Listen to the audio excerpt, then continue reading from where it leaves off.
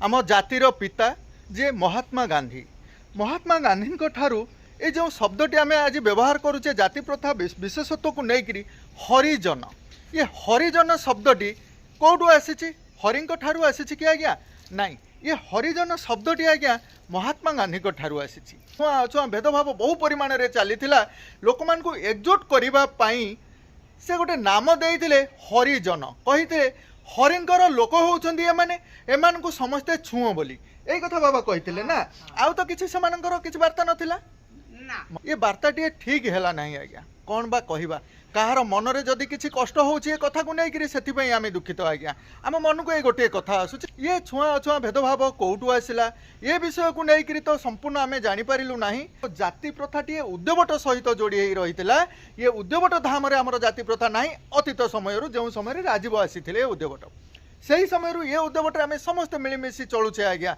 एठी जाति प्रथा सीना ना किंतु एठू गाँ को पलैले ग्रामांचल भरपूर जाति प्रथा रोचे उदय अरण्य श्रीक्षेत्र जातिभेद नाही एकत्र ए कथा को राजीव ही लिखि जाइछन्ति उदय स्कंदरे लिखि जाइछन्ति ताको मान्यता देवा आम अंचलवासी मानक पई नित्यांत जरूरी अटे एवं आम मान्यता मध्य दे आसुछु को लोक मान को छू ना एटी आम किपर इंग्रेज शासन सहित लड़बू केमी आम इंग्रेज को आम देश तड़बू ये कथा को लेकर महात्मा गांधी जो वार्ताटी थिला आम समस्ते एक रघुपति राघव राजा राम पतित पावन सीताराम ईश्वर आल्ला तेरे नाम सबको सन्मत मु सबु जाति सन्मत कली दे भगवान माने सम्मत मूल भगवान अच्छी ये कथा कहबारू सारा जगत रे एकत्र है इंग्राजी की तड़ीदेले ये बाबा जो न करते ये केबे से इंग्राजी जापार नाला से जो इंग्राजी हटिगला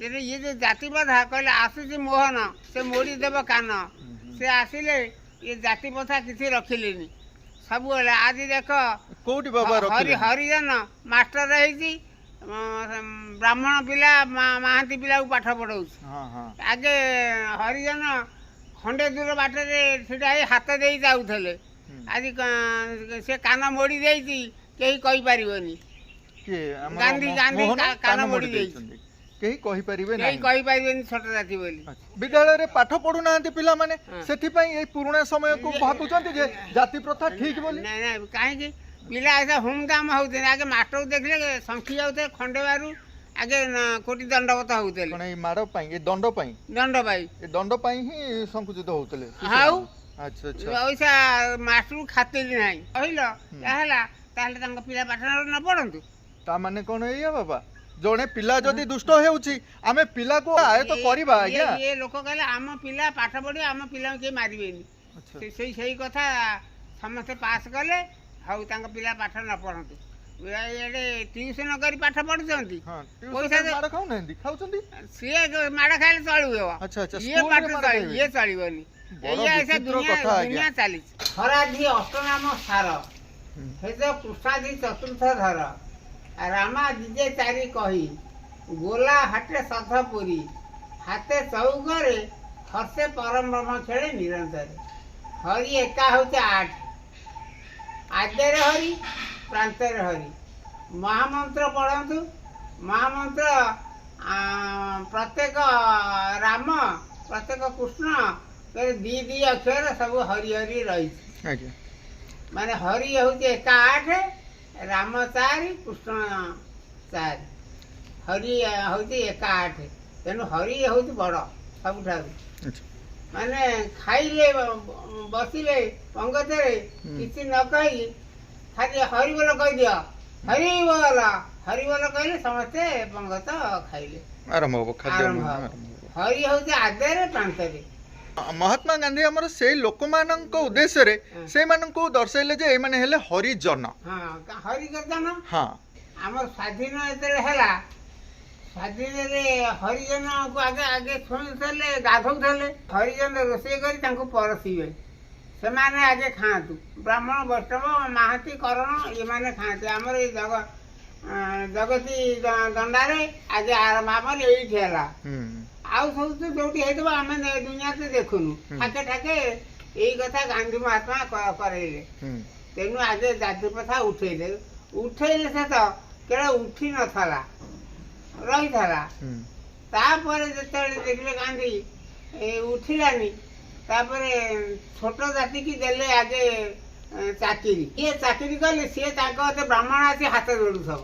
ହୁଁ ହୁଁ ଇଏ ମନ୍ତ୍ରୀ ହେଲେ ସେ ଗୋଟେ ହରିଜନ, ସେ ଆସି ହାତ ଯୋଡୁଥିବ। ତାହେଲେ ସେ ଇଏ ରହିଲେ ଉଚ୍ଚ କୋଟିରୁ ଚାଲିଗଲେ, ସେମାନେ ତଳକୁ ଖସିଆଇଲେ। ଓଇଟା ଯେତେ ଛୋଟ ଜାତି ଆଗେ ବହୁତ ଚାକିରି ଥାଏ। ଦେଖ ଛୋଟ ଜାତିଙ୍କର ବେଶୀ ଚାକିରି। ଏସବୁ କ'ଣ ଆମକୁ ମହାତ୍ମା ଗାନ୍ଧୀ ଦେଇ ଯାଇଛନ୍ତି? ଆଦିବାସ କହିଦେଲେ ଆସୁଛି ମୋହନ, ସେ ମୋଡ଼ି ଦେବ କାନ। ଆଜ୍ଞା ହାଟ ବାଟ ଘାଟ ଏକତ୍ର ବସି ବନଭୋଜି କଲାବେଳେ ହେଲେ ମୁଖ ବନ୍ଦ କର୍ଣ୍ଣ ବଧିର ହୋଇଯିବ। ହୁଁ ଏ ବାର୍ତ୍ତା ଶୁଣିଲେ ଆଜି ସମୟ ହେଇଛି, ସେୟା ହଉଛି ନା ନାଇଁ? ନାଇଁ ଆଜ୍ଞା, ନିଶ୍ଚିନ୍ତ ଆଜିର ସେ ସମୟ ଆଣିଦେଇଛି କିଏ ଜାଣିଛନ୍ତି ଆଜ୍ଞା? ସମ୍ବିଧାନ। ଗୋଟିଏ କଥା ଆନ୍ଦୋଳନକୁ ଓହ୍ଲେଇଲେ ଯେ ହରିଜନ ନାମକରଣ କରି। କାହିଁକି? ଏମାନେ ଆଜ୍ଞା କହିଲେ ତ ଶିକ୍ଷିତ ନୁହନ୍ତି, ସେ ସମୟରେ ତ ଶିକ୍ଷାର ଦୂରରେ ରହିଥିଲେ।